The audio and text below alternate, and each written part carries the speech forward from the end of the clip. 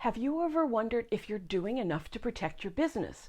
Now, if you've been with us, we talked about in January making sure you set yourself up with a good business foundation, preferably an LLC. And in February, we talked about making sure you know what you own so you can get paid what you're worth.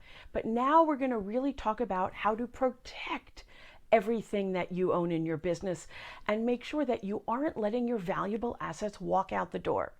For those of you who don't know me, I'm Sharon, the founder of HTBiz Law and Age is an Asset, and I've been an attorney for more than 30 years and a business owner for more than 10. So what we're going to talk about today is all things confidentiality and protecting your intellectual property, your virtual assets. So we're talking about things like reports, drawings, code banks, your software that you've written, algorithms, spreadsheets. We're also going to talk about your general confidential information. So now for those of you who are service providers, you are often asked to do pitches for potential clients. And it is always important to make sure that you are protecting your materials when you go in to do a pitch. Now, everybody likes to think that all potential clients have good motives at heart, but sometimes they don't.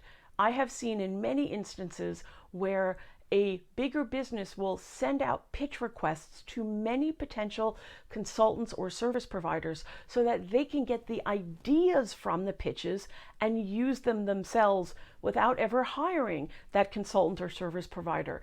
And I want to make sure that doesn't happen to you. So the first thing that you want to understand is, what are you providing when you are going into a pitch? Are you providing confidential information? Did the potential client ask you, hey, here's this hypothetical situation, how would you solve it? That's often a clue.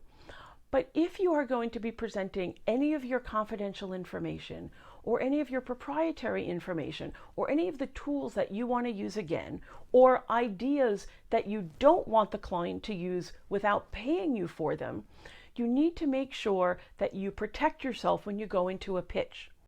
Now, the easiest way to do that is with a one-way non-disclosure agreement. In a one-way non-disclosure agreement, also called a confidentiality agreement, that's used when you as the person are doing the disclosing to somebody else. The information is flowing one way from you to somebody else.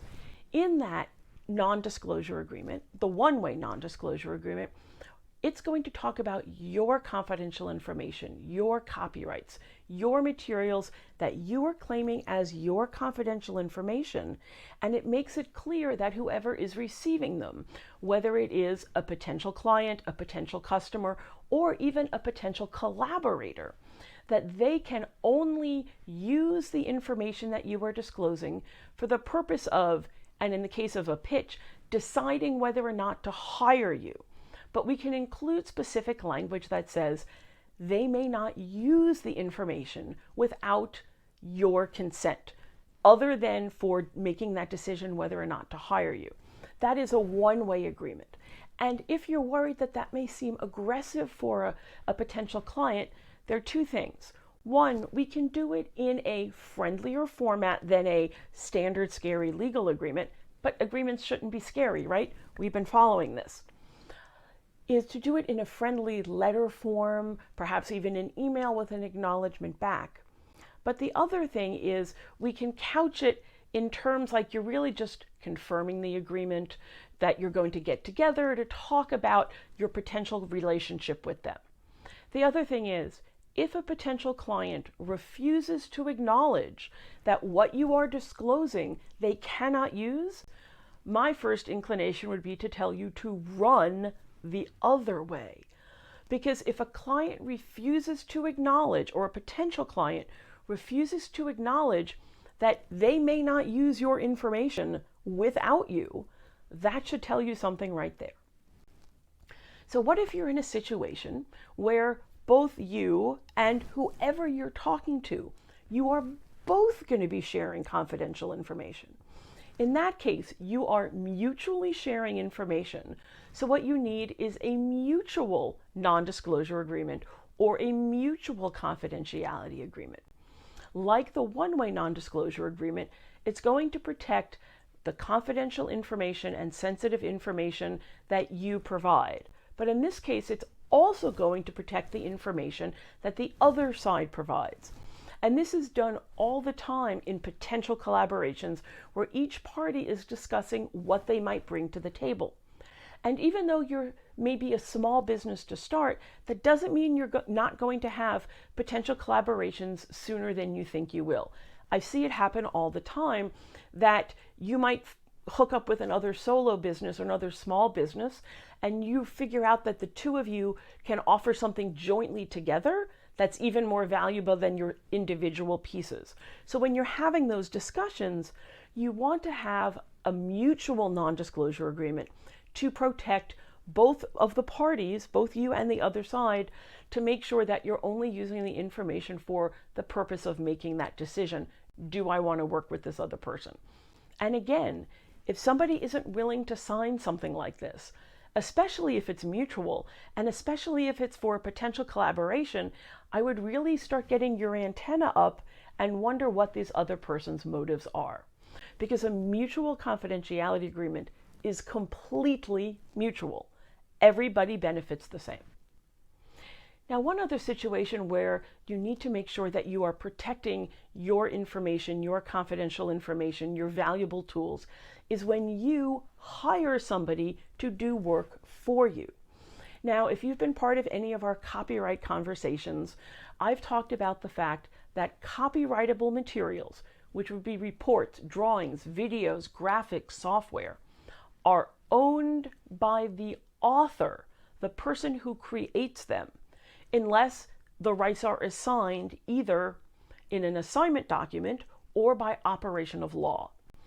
If someone is doing work for you and they are a legal definition employee, they get a W-2, you pay their taxes, they are an actual employee, they are on your payroll. In that case, if what they've created for you is in the scope of their employment, you own it automatically. But if they are an independent contractor, you need to make sure that your agreement with that person protects you completely and makes sure that whatever it is that they have created for you moves up to you. Now, you might want to let them keep their background materials, but you want to make sure that in your independent contractor agreement, you're getting ownership of everything you need to own, and that the person you are working with is obligated to respect your confidential information. And that can include your client lists, your potential client lists, your targets. So you want to make sure that your independent contractor agreements, when people work for you, protect you as much as when you do work for other people. And finally, if you feel like you need a mutual non-disclosure or an independent contractor agreement and you don't know where to go, we do offer them both on a custom done for you basis. But we have people who are on a lower budget, so I have created templates that some people might call them DIY, but I do it yourself, but I actually like to think of it as done with you. These are templates that are the best knowledge that I have from 30 years of being a lawyer. They are drafted with notes in the margins, so it explains not only the few places you might need to make a change, but why the provisions are there, so you can understand not only what you might want to change, but why and how. But it's also going to include both a Word format and a PDF format so that you don't lose any of those notes, and a Word format so you can easily make the changes and use them right away. And finally, they come with walkthrough videos where I literally scroll through the document and explain these provisions to you. You can go with just the notes, you can just go with the highlighted fill in here, which has prompts on what to put in, or you can watch the videos. Whatever level of support you need, it's available for you. And you can find all of those on our website under our templates and resources. So I hope you now understand how to protect your information a little better through making sure you've got client pitch materials that are protected, you've got confidentiality agreements, and that you're getting all the rights you need to get from independent contractors working for you. This is Sharon from HTBiz Law. Stay safe out there.